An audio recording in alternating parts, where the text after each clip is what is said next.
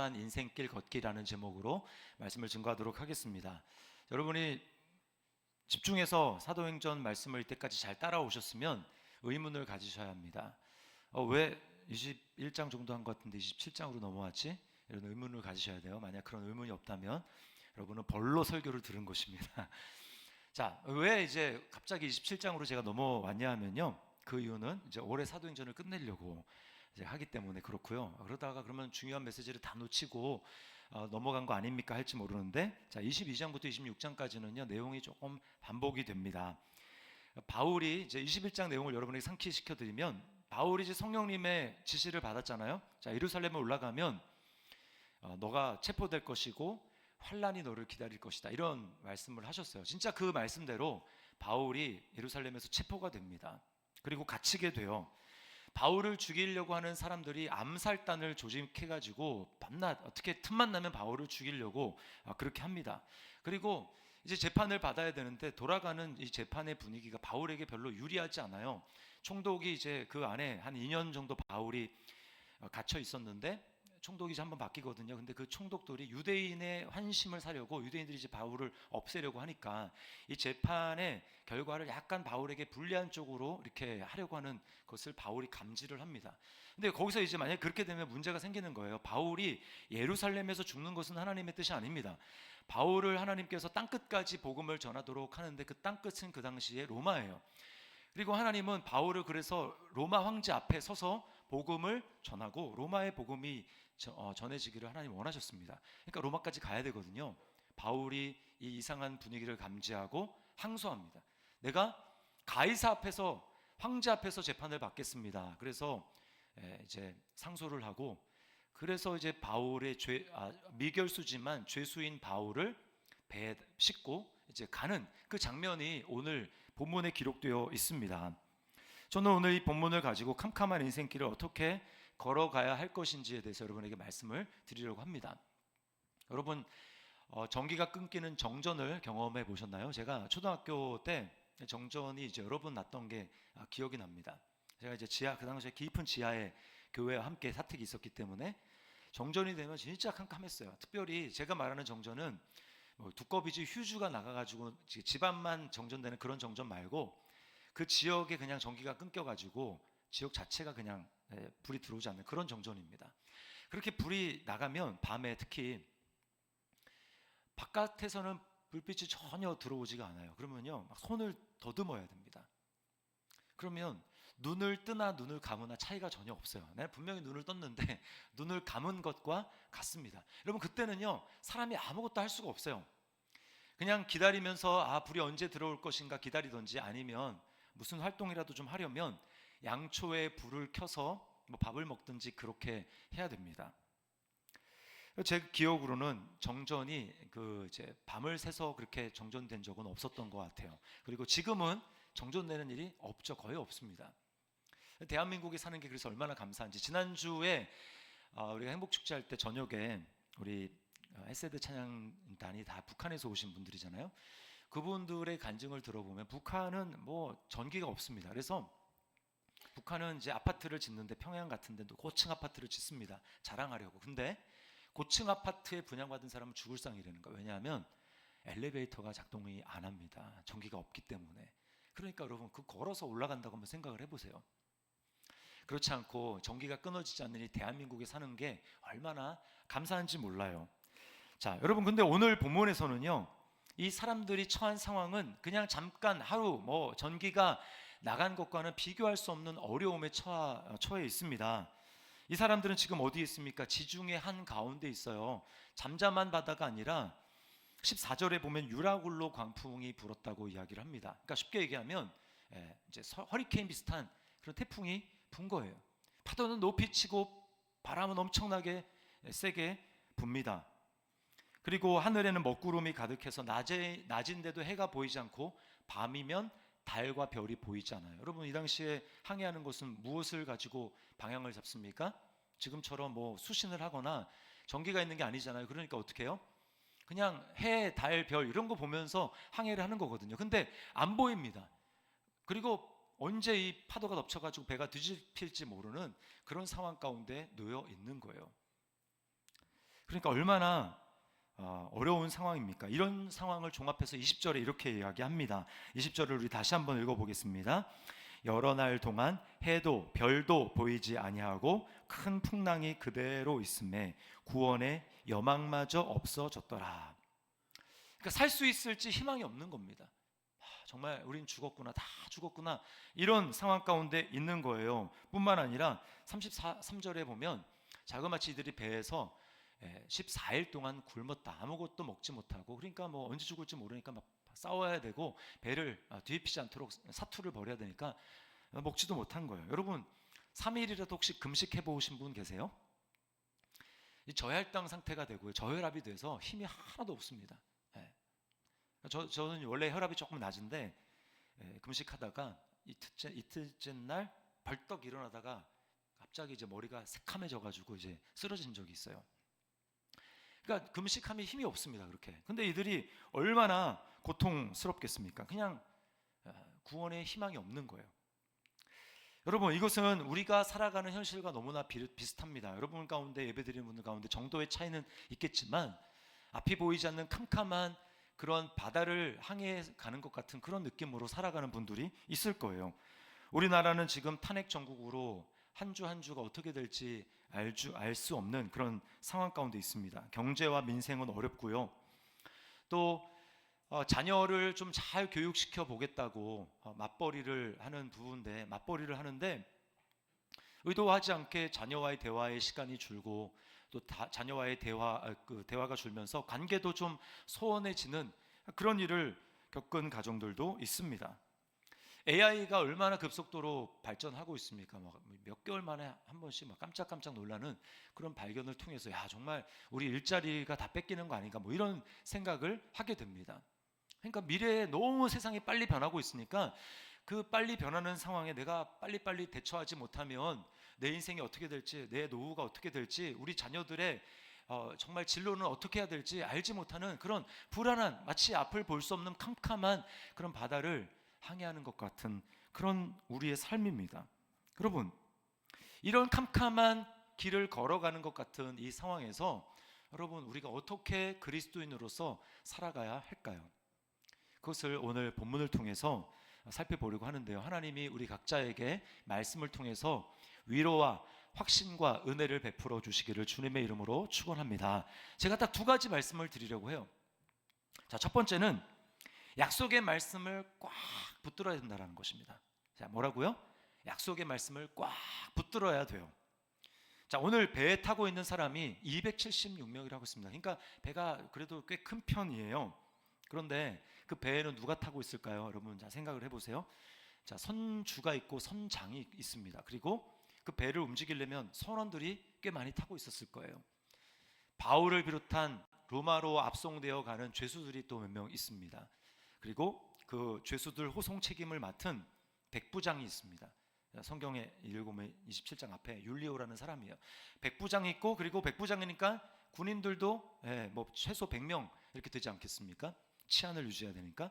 그런 사람들이 지금 배를 타고 가고 있는 거예요. 그런데 여러분 잘 성경을 읽어보시면 이런 상황 가운데 지금 죽을지도 모르는 상황이지 않습니까? 그런데 유일하게 입을 열어서 말을 하는 사람, 딱 한 사람 있습니다. 그게 누구냐면 바울이에요. 바울.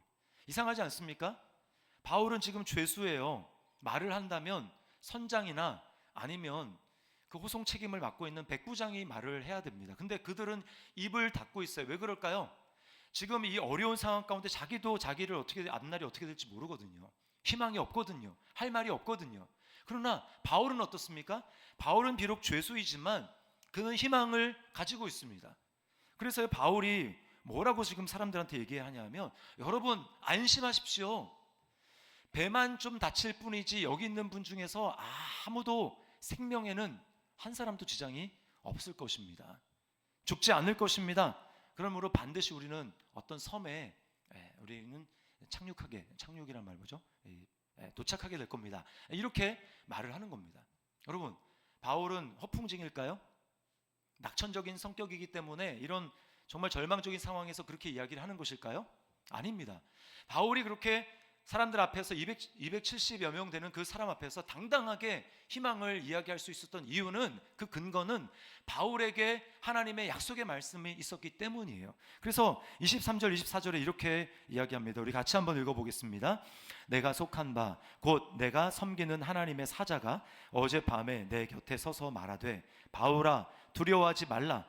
네가 가이사 앞에 서야 하겠고 또 하나님께서 너와 함께 항해하는 자를 다 내게 주셨다 하였으니. 자, 바울은 지금 약속의 말씀을 가지고 있는 것입니다. 들은 거예요, 하나님으로부터. 여러분 기억하십시오. 내 인생이 어떻게 되느냐는 내 안에 어떤 말씀을 가지고 있는가, 내가 내 안에 붙들고 있는 게 어떤 말인가에 달려 있습니다. 사람은요, 마음이 진공 상태가 아니에요. 그래서 내 마음속에 어떤 소리가, 어떤 말이 울려 퍼지는가 하는 것이 그 사람의 인생을 결정합니다.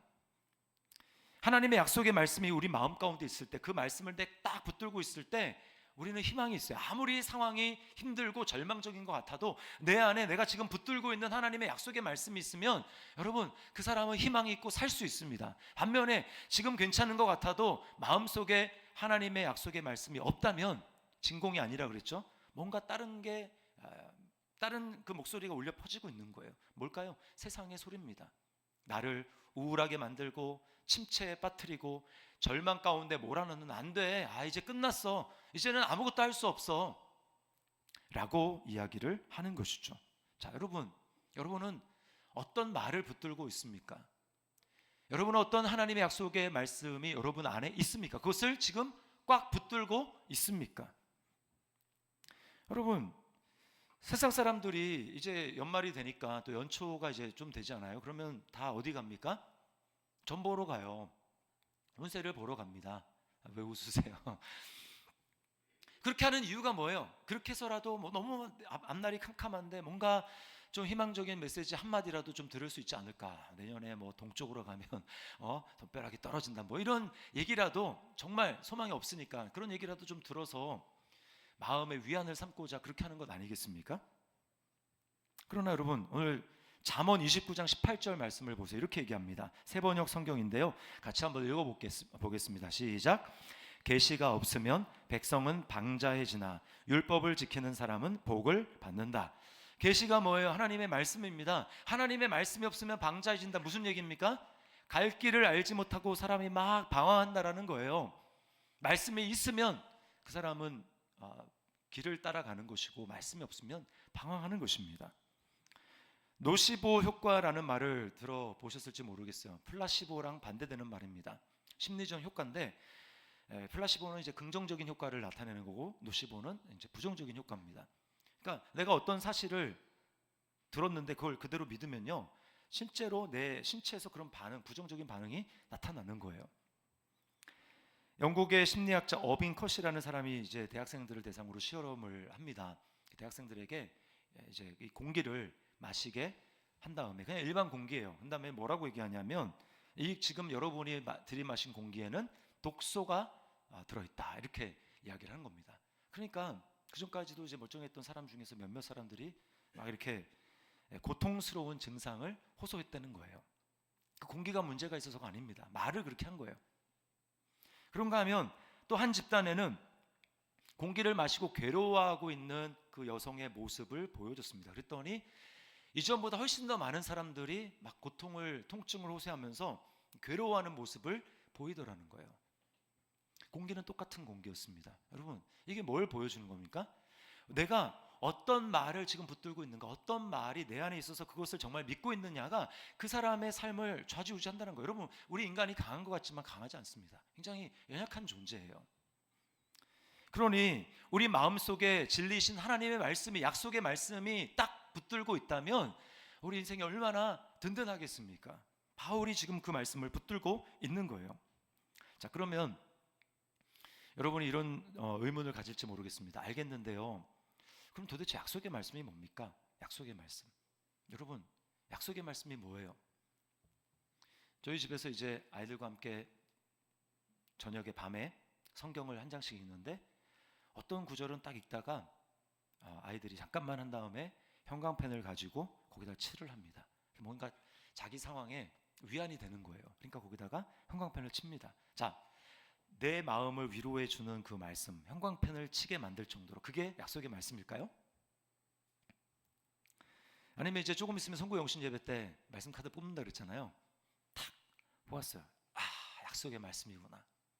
약속의 말씀일까요? 자, 약속의 말씀인가 약속의 말씀이 아닌가를 결정하는 것은 무엇인가? 단 한마디로 말씀드리면 여러분의 믿음입니다. 믿음이 그걸 결정하는 거예요. 히브리서 4장 2절 말씀이 이렇게 이야기합니다. 우리 같이 한번 읽어보겠습니다. 시작. 그들과 같이 우리도 복음 전함을 받은 자이나 들은 바 그 말씀이 그들에게 유익하지 못한 것은 듣는 자가 믿음과 결부시키지 아니함이라. 자, 여기 뭐라고 얘기합니까? 듣는 사람이 말씀을 똑같은 장소에서 똑같은 말씀을 들어도 듣는 자가 믿음으로 결부시키는 사람이 있는, 그러면 이제 유익이 된다는 거예요. 근데 결부시키지 않은 사람은 유익이 되지 못한다. 그래서 믿음으로 결부시켜서 유익을 받는 사람은, 그 사람은 들었던 말씀이 약속의 말씀이 되는 겁니다. 똑같이 있어서, 제가 지금 여러분에게 지금 같은 장소에 있는 여러분에게 설교하고 있죠? 똑같아요. 여러분 가운데 말씀을 받을 때 믿음과 결부시켜서 듣게 될 때 여러분에게는 하나님의 음성으로 들릴 것입니다. 그래서 그 말씀을 마음으로 받아서 그게 위로가 되고 마음의 염려가 떠나가고 평안이 넘치고 감사가 충만한 그런 분이 있어요. 반면에 말씀을 들어도 믿음으로 화합하지 않는 분은 그냥 말씀이 말씀일 뿐입니다. 아, 그렇구나. 아, 오늘따라 목사님이 이렇게 예화가 별로 좋지가 않네. 오늘따라 목사님이 되게 설교 좀 지루하다, 길다. 이렇게 들으면 아무런 일도 일어나지 않는 거예요. 물론 이제 말을 유창하고 재밌게 하면 여러분이 믿음으로 받아들이는데 좀 더 도움은 되겠죠. 근데 그 말씀, 듣는 말씀이 약속의 말씀 되느냐 되지 않느냐는 전하는 목사의 책임보다 여러분이 그 말씀을 어떻게 믿음으로 받아들이는가, 믿음과 결부시킬 것인가, 여기에 달려있다는 것입니다. 자, 그러면 그 다음 질문이 나와요. 그냥 예수 믿으면 되는 거지, 또 믿음과 결부시킨다는 건 도대체 뭡니까? 어떻게 믿음으로 결부시키는 겁니까? 제가 이제 어떤 그 설교 동영상 보면, 집회 보면 순복음 막 계열의 뜨거운 교회들은 목사님 설교하면 그 아멘 아주 크게 합니다. 아멘을 크게 할 뿐만 아니라 막 두 손을 들고 막 아멘을 해요. 아멘을 크게 하고 두 손을 막 이렇게 드는 거, 이게 이제 믿음이랑 결부하는 건가? 그게 아닙니다. 결론부터 말씀을 드리면, 말씀을 믿음과 결부시킨다라는 얘기는 어떤 얘기냐면, 내가 예수 그리스도 안에 새로운 신분, 내가 그리스도 안에 있다라고 하는 이 새로운 신분으로 그 말씀을 받아들이는 것을 말하는 거예요. 다시요. 내가 예수 그리스도 안에 있다라고 하는 새로운 신분으로 그 말씀을 보는 겁니다. 대부분은요, 실제로 예수님을 믿어도 그런 신분으로 말씀을 보는 게 아니라 자기 생각대로 봅니다. 여러분은 예수님을 믿습니까? 네. 일부보다 인원은 더 많은데 소리는 더 작아요. 예수님을 믿습니까? 예수님을 여러분의 삶의 주인으로, 삶의 중심부에 모셨습니까? 그런 분은 아마 이런 경험을 하게 될 겁니다. 어떤 일을 결정하는데 크고 작은 어떤 결정해야 되는 상황이 있어요. 그러면 이전과는 다르게 하나님을 의식하는 겁니다. 말씀을 의식하는 겁니다. 내가 이렇게 선택하면 하나님이 기뻐하실까? 이 상황에 대해서 어떻게 하는 것이 말씀대로 선택하는 삶일까? 완전하진 않아요. 그래도 의식하기 시작하는 겁니다. 그렇다면 여러분은 예수 그리스도를 주인으로 영접한 사람이에요. 예수님을 믿는 사람입니다. 자, 더 이상 여러분 안에 여러분이 사는 게 아니고요, 여러분 안에 예수님을 믿는 사람, 여러분 안에는 예수님이 사십니다. 여러분 믿습니까? 내 안에 내가 사는 게 아니라 내 안에 예수님이 사세요. 그러면 이제 말씀을 볼 때 이전의 나로, 나의 시각으로 그 말씀을 보는 게 아니라 내 안에 사시는 예수 그리스도 안에 있는 나로 그 말씀을 보는 겁니다. 여러분에게 제가 물어볼게요. 자, 여러분은 의인입니까? 죄인입니까? 다수결로 결정해 볼까요? 다수결로. 자, 이렇게 하면 여러분의 마음속에 뭐 할까? 저는 의인이요, 저는 뭐 죄인이요, 이렇게 대답을 하겠죠? 그리고 그 근거가 뭐냐면, 저는 지난주에 정말 경건한 삶을 살았습니다. 말씀도 제가 충실히 잘 읽고요, 그리고 기도도 꼬박꼬박 제가 했습니다. 저는 의인이죠. 어떤 그런 반면에 어떤 분은 지난주에 잘못 정말 개판 5분 전이었습니다. 죄도 짓고요. 정말 제 마음대로 산 것 같아요. 자신이 없네요. 저는 죄인인 것 같아요. 이렇게 생각을 할 거예요. 여러분, 어느 쪽이 되었든지요, 그것은 예수 그리스도 안에 있는 새로운 신분으로 자신을 보는 게 아니라 자신을 중심으로 해서 자신을 평가하는 것입니다. 자신을 중심으로 자신을 보거나 자신을 중심으로 말씀을 보거나 똑같아요. 그렇게 보면 그 말씀은 여러분에게 약속의 말씀이 될 수 없습니다. 여러분, 우리가 의인이라는 근거가 어디에 있습니까? 나에게 있는 게 아니죠. 나는 의가 전혀 없어요. 아무리 훌륭한 삶을 살고 선한 삶을 산다 할지라도 그 사람은 선하지가 않습니다. 오직 하나님 말씀을 완전히 이루신 예수님만이 선하시고 예수님만이 의로우신 분이에요. 그 예수님 안에서 내가 있을 때, 그 예수님 안에 내가 있을 때, 그래서 하나님이 나를 의롭다고 보는 것입니다. 나의 잘 살고 잘 살지 못한 것 때문에 하나님이 나를 의롭다고 하시는 것이 아니라 예수님 안에 있기 때문에, 예수님을 믿어서 예수님 안에 있기 때문에 하나님 나를 너는 의인이야 이렇게 말씀하는 거예요. 그렇다면 우리가 새로운 피조물로, 새로운 존재로, 예수님 안에 있는 존재로 말씀을 볼 때에 그 말은 예수님과 자신을 동일시한다라는 겁니다. 내가 비록 넘어지고 내가 비록 죄를 짓기도 하고 그러지만 그럼에도 불구하고 내가 예수님 안에 있기 때문에 내 안에 사시는 분은 내가 아니라 이제 예수님이 사시기 때문에 나는 예수님 안에 있는 그 믿음으로 사는 거야 라는 그 믿음을 가지고 하나님의 말씀을 보잖아요. 예수님과 나를 동일시해서 말씀을 보잖아요. 그러면 창세기부터 요한계시록 22장까지 모든 성경의 말씀이 다 약속의 말씀이 되는 것입니다. 고린도후서 1장 20절 말씀을 한번 읽어보겠습니다. 시작. 하나님의 모든 약속은 그리스도 안에서 예가 됩니다. 그러므로 그리스도로 말미암아 우리는 아멘 하면서 하나님께 영광을 돌리는 것입니다. 내 노력이 아니라 하나님의 모든 약속의, 성경의 모든 약속의 말씀은 예수 그리스도 안에서 내가 죽고 내 안에 예수 그리스도님이 사시는 새로운 존재, 새로운 정체성 안에서만, 그 믿음 안에서만 예가 되는 거예요. 이 믿음으로 성경을 바라보지 않으면 성경은 풀리지 않습니다. 항상 안 믿어지고요, 확신이 없습니다. 그러니까 여러분, 이 믿음으로 성경을 보잖아요. 그러면 오늘 바울에게 하신 말씀이지만 상황은 나랑 좀 다를 수 있지만 바울에게 야 두려워하지 말아라, 안심하라, 내가 너를 반드시 구출해내겠고 내가 너의 삶을 통해서 영광을 받을 거야 라고 하는 이 바울에게 주신 하나님의 말씀이 바로 나를 향한 하나님의 약속의 말씀이 되는 거예요. 아멘입니까 여러분? 그래도 확신이 없으시네. 예수님과 나를 동일시하고 예수와 나를 연합시키면 그 말씀이 나의 말씀이 되는 것입니다. 그러므로 여러분, 아침에 하루를 눈을 떴을 때 제일 먼저 해야 될 게 내가 어제의 나로 습관대로 살아간 내가 아니라 내가 어떤 존재인지, 내가 예수님 안에서 어떤 존재인지를 믿음으로 선포하는 거예요. 나는 예수님 안에서 새로운 피조물입니다. 나는 이제 예수님 안에서 하나님의 자녀입니다. 나를 통해서 하나님의 뜻이 펼쳐집니다 라고 믿음으로 선언하는 것입니다. 그렇게 하고 말씀을 보세요. 그 말씀이 나에게 약속의 말씀으로 다가오는 것입니다. 지금 예배도 마찬가지예요. 제가 여러분에게 왜 10분 전 일찍 와서 예배를 위해서 기도하라고 하냐면, 여러분 다 어렵잖아요. 어려운 상황 가운데 있지 않습니까? 내가 뭐 아침에 일어나서 매일매일 하기는 어렵다 할지라도 일주일 가서 지금 내 상황 가운데 나는 이 상황을 이겨낼 약속의 말씀이 필요해. 그러니까 어떻게 하는 거예요? 와서 하나님 앞에 기도하는 거죠. 하나님, 이 상황을 이겨낼 약속의 말씀을 나에게 허락하여 주십시오. 오늘 그 앞에 선 목사님을 통해서 나에게 말씀해 주십시오 라고 하나님 앞에 그렇게 기도하고 예배를 드려보세요. 전혀 다릅니다. 예배가 여러분에게 생생한 하나님의 말씀으로, 음성으로 들려지게 될 거예요. 그 말씀이, 그 약속의 말씀이 우리를 살리게 하는 겁니다. 자, 두 번째는요, 믿음으로 인내하는 것입니다. 우리가 착각하는 게 이거예요. 말씀을 받았으니까 이제 오늘 아니면 내일 당장 이루어지겠지. 그렇지 않습니다. 물론 그런 것도 있어요. 그러나 대개의 경우에는 좀 시간이 걸립니다. 시간이 걸려요. 자, 오늘 바울에게 하나님이 약속을, 내가 널 구출하겠다, 안심해라, 두려워하지 말아라 라는 말씀을 준 다음에 바로 어떤 섬에 걸린 게 아닙니다.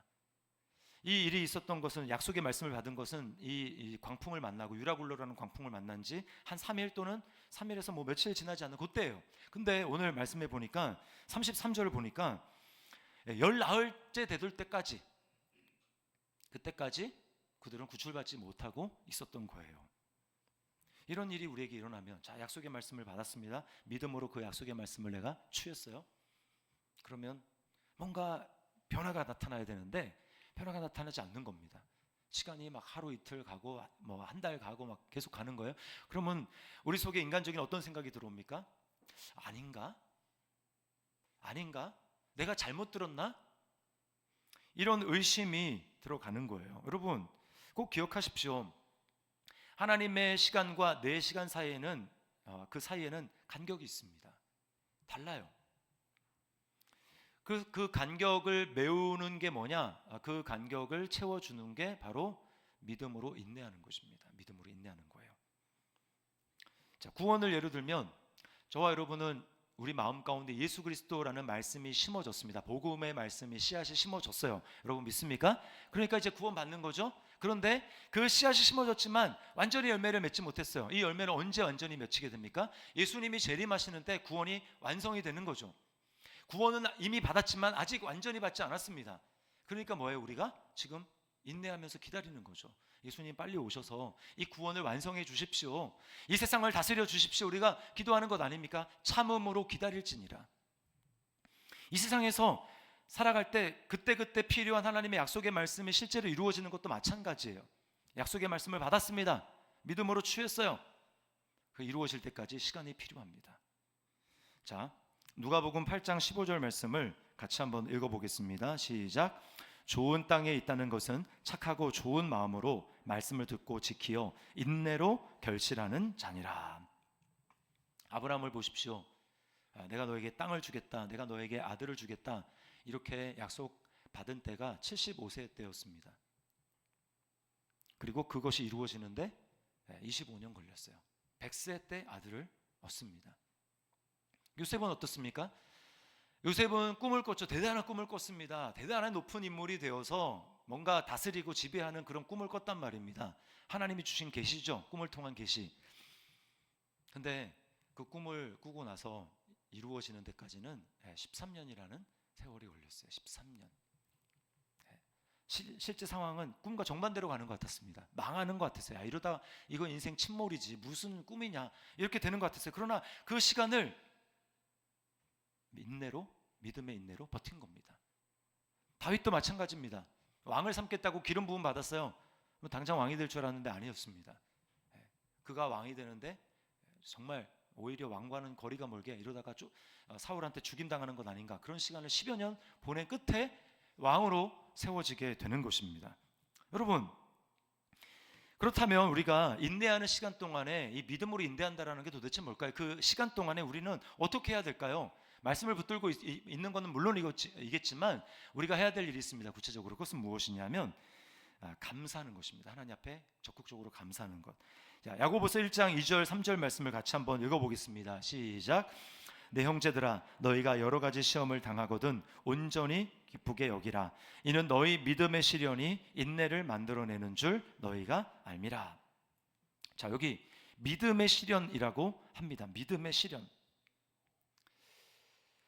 그리스도인 중에 두 종류의 사람이 있습니다. 그 시련이라는, 고통이라는 그 이제 시간을 지난 다음에 어떤 분은요, 사람이 좀 망가져요.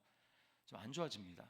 얼굴에 그림자가 드리워지고요, 굉장히 사람이 염세적이고 비판적이 되고, 그렇게 되는 분이 있습니다.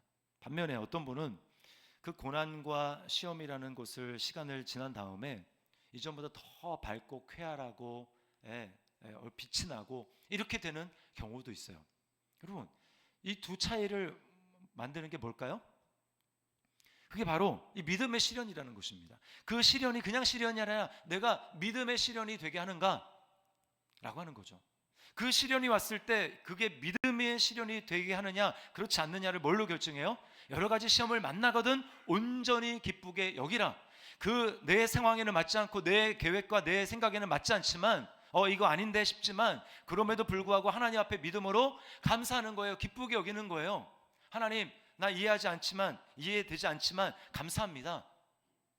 오히려 이거 더 망하는 것 같은 길로 나가는 것 같지만 주님 감사합니다 라고 하면서 감사를 표현하는 것입니다. 네, 감사는 믿음의 표현이에요. 어떤 경우에는 뭐 감사를 막 의지적으로 하려고 하지만 저도 이제 경험하는 바입니다. 뭐냐면 뭔가 감사를 해도 마음이 이렇게 뭐 이제 답답한 거예요. 그리고 감사를 해도 그냥 뭐 허공에도 한 것 같고 헛발질하는 것 같고 이런 느낌이 들 때가 있습니다. 여러분 만약에 그런 느낌이 든다면 감사하면 사실 우리 마음 가운데 감사의 삶을 계속 살아가다 보면 마음에 하나님이 주시는 평안이 있거든요. 기쁨이 있거든요. 그래야 되는데 감사를 해도 뭔가 좀 핀트가 안 맞는 것 같고 그럴 때가 있어요. 그럴 때는 우리가 이런 질문을 던져봐야 됩니다.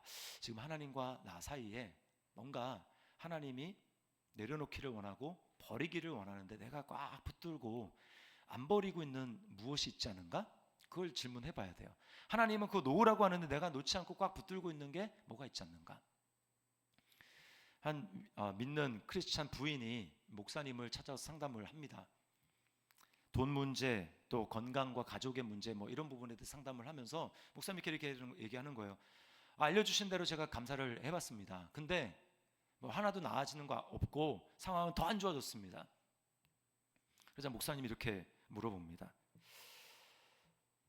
하나님이 원하시는데 지금 거부하고 있는 것이 당신에게 있지 않습니까? 이렇게 물어봤어요. 그랬더니 곧바로 이렇게 대답했습니다. 한 가지 있습니다. 근데 저 그 사람만은 절대로 용서할 수 없습니다. 이렇게 얘기를 하는 거예요. 목사님이 그거 용서하지 않으면 하나님이 우리 당신을 통해서 부인을 통해서 행하고자 하는 그 놀라운 일이 능력이 펼쳐지지 않습니다. 그게 막혀 있습니다. 그걸 용서해야 됩니다 라고 하는데 그 부인이 그 말을 들으면서 눈물을 흘려요. 그럼에도 불구하고 결국 뭐라고 얘기하는 줄 아십니까? 목사님께 이렇게 얘기합니다. 차라리 고통받으며 살겠습니다. 정말 용서할 수 없어요. 뭘 보여주는 겁니까? 자존심과 고집이 감사를 막고 있는 거예요. 감사는요 공식이 아니에요. 이렇게 그냥 감사해야지, 입으로 감사해야지, 그게 아니라 감사를 할 때 하나님이 주시는 마음의 평강과 은혜를 우리가 누리게 되는 거거든요. 여러분, 자, 우리가 이렇게 고난 중에 어려움이 있음에도 불구하고 인내의 시간을 감사하면서 버틸 수 있는 그 능력의 원천, 그게 뭘까요? 그것은 우리 상황 가운데 우리를 버려두지 아니하시고 우리에게로 오셔서 우리를 떠나지 아니하시고 함께 하시는 임마누엘 예수 그리스도께 있음을 여러분 믿으시기를 바랍니다. 제가 이 말씀을 묵상하면서 비슷한 사건, 복음서에 나온 사건이 떠올랐어요. 배에 예수님이 없습니다. 그리고 그 배는 작은 배예요.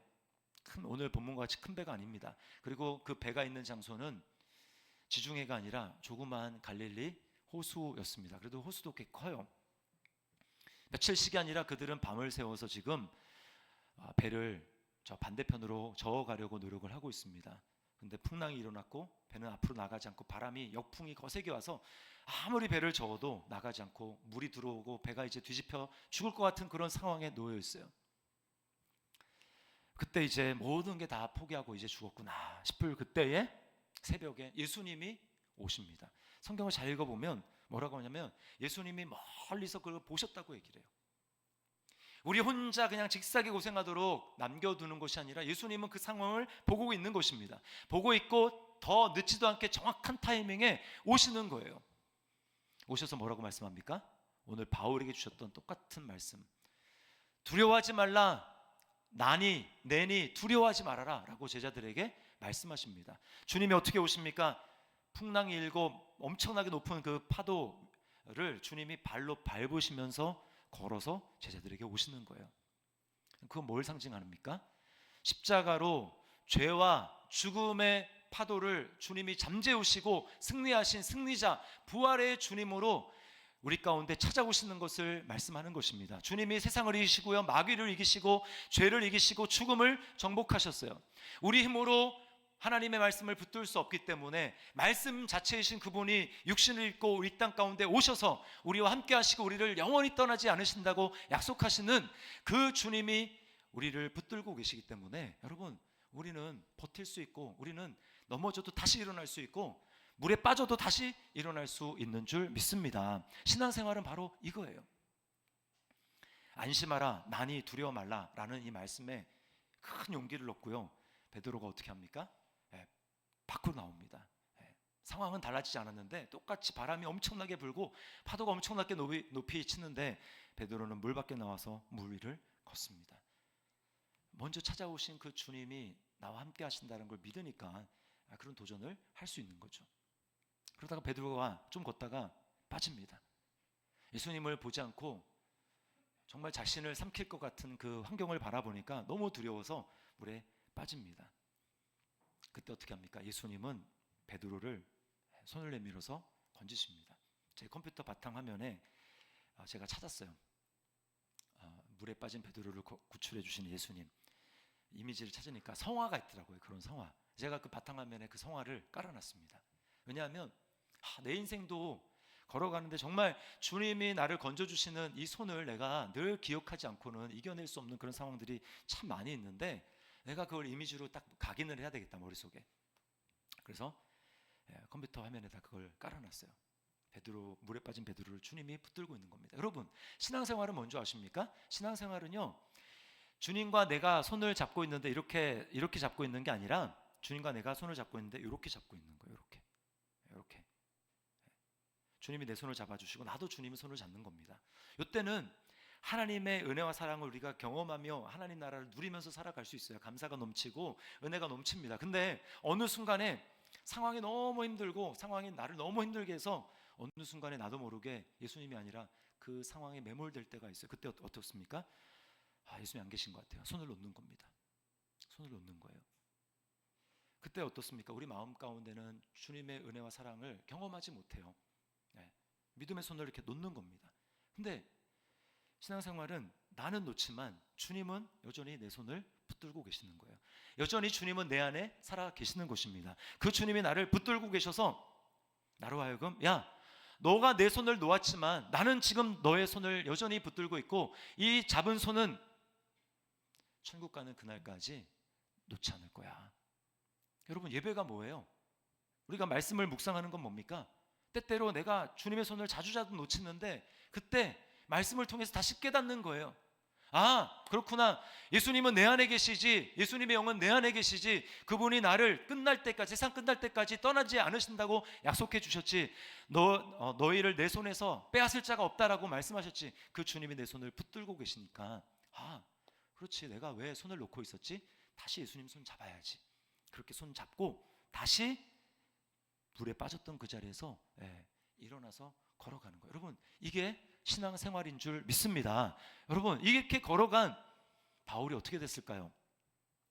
바울 44절 말씀을 함께 읽어보겠습니다. 시작.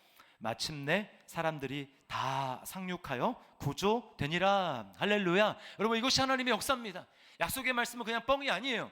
그냥 허울 좋은 말씀이 아니고 그 바울에게 주셨던 그 약속의 말씀이 그대로 이루어진 것입니다. 정말 아무것도 안 보이는 것 같았지만, 캄캄했지만 이 말씀을 꽉 붙들고 시간이 좀 걸릴 수 있지만 인내로 감사하면서 하나님이 반드시 이루실 것을 입술로 고백하면서 그렇게 나아갔더니 다 구조되니라. 다 구조되니라. 여러분, 세상은 우리를 바라보고 있습니다. 세상은요, 정말 붙들 말씀이 없어요. 그래가지고 어디가 정말 어디를 가야지 좀 빛을 찾을 수 있을까라고 하면서 빛을 찾아서 헤매고 있습니다. 그때 우리가 어떻게 보여줘야 됩니까? 바울이 오늘 말을 해서 그들을 다 구원한 것처럼 우리가 마치 캄캄한 바다에서 단 한 줄기의 빛이 되는 등대처럼 그리스도인이 내 약속의 말씀을 받은 자로서 우뚝 서서 때때로 넘어지지만 나를 붙들어 주시는 그 예수님의 손을 의지해서 다시 일어나며 나아갈 때, 여러분, 세상은 우리를 주목하고 우리를 통해 한 줄기 빛을 보게 될 줄 믿습니다. 이렇게 믿음으로 걸어가는 우리 저와 여러분의 삶 될 수 있기를 주님의 이름으로 축원합니다. 우리 말씀을 기억하면서 이 시간 이 눈에 아무 증거 아니 배워도 박수 치면서 찬양하겠습니다. 제가 여러분에게 좀 권면드리고 싶은 거는 여러분 우리는 계속 감정에 반응하려고 해요. 감정에. 그래서 기분이 안 좋은 일 있잖아요. 뭐 안 좋은 일 있고 그러면 찬양이 입에 나오지 않습니다. 그럼 그냥 입을 닫고 있어요. 기도하라고 하는데 그냥 입을 닫고 있습니다. 그건 이제 여러분이 속는 거예요. 그럴 때일수록요 입을 여셔야 돼요. 더 적극적으로. 감정은 지금 찬양할 내 감정이 아니지만, 상태가 아니지만 입을 열어서 아멘도 하고요, 찬양도 하고 적극적으로 박수도 치고, 그렇게 할 때 여러분 그것 자체가 지금 믿음의 반응이기 때문에, 그렇게 할 때 하나님의 성령께서 여러분 마음 가운데 점점 역사하여 주시고 여러분의 마음이 열려지게 되고 하나님의 은혜를 경험하게 될 줄 믿습니다. 아멘. 이렇게 일부러 손드는 거예요. 저도 막 마음이 눌릴 때 일부러 더 합니다. 더 찬양 크게 하고요, 더 손들고 하나님을 찬양해요. 믿음은 뒤로 물러가는 게 아닙니다. 세상은 자꾸 우리를 뒤로 물러가게 해요. 자, 너 상황 안 좋지? 한 발 뒤로. 더 안 좋아졌네? 한 발 더 뒤로. 이거는 멸망으로 가는 길입니다. 믿음은요 버티고 서는 거예요. 상황이 힘들어도 버티고 서서 말씀을 붙들고 믿음으로 인내하고 감사하면서 버텨서고 오히려 더 앞으로 한 걸음 전진하고, 이게 믿음이에요. 자, 우리 찬양 믿음으로 이 눈에 아무 증거 아니 배워도 그 귀한 모든 약속 믿는 자에게 능치 못할 무슨 일이 있을까? 박수치며 찬양하겠습니다.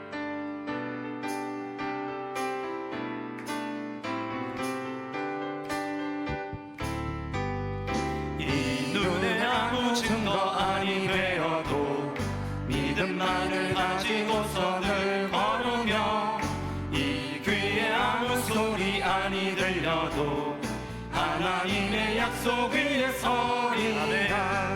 걸어가세 믿음 위에 서서, 나가세 의심 버리고, 걸어가세 믿음 위에 서서 눈과 귀에 아무 증거 없어도, 이 눈이 보기에는 어떠하든지 이미 얻은 증거대로 늘 믿으며, 이 맘에 의심 없이 살아갈 때에 우리 소원 주 안에서 이루니. 걸어가세 믿음 위에 서서, 나가세 의심 버리고, 걸어가세 믿음 위에 서서 눈과 귀에 아무 증거 없어도 주님의 거룩함을 두고 맹세한 주 하나님 아버지는 참 예쁘다. 그 귀한 모든 약속 믿는 자에게 능치 못할 무슨 일이 있을까? 걸어가세 믿음 위에 서서, 나가세 의심 버리고, 걸어가세 믿음 위에 서서 눈과 귀에 아무 증거 없어도 주 약속 안에서 내 영혼 평안해. 내 뜻보다 크신 주님의 계획 나 신뢰해. 두려움 다 내려놓고 주님만 의지해. 주 안에서 내 영혼 안전합니다. 나 비록 넘어지며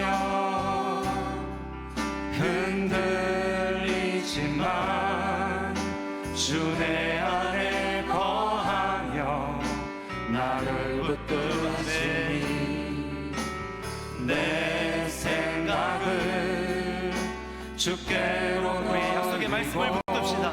주시는 평강의 옷을 입습니다. 주 약속 안에서 내 영혼 평안해. 내 뜻보다 크신 주님의 계획 나 신뢰해. 두려움 다 내려놓고 주님만 의지해. 주 안에서 내 영혼 안전합니다. 주 안에서 내 영혼 안전합니다. 주 안에서 내 영혼 안전합니다. 주 안에서 내 영혼 안전합니다. 주 안에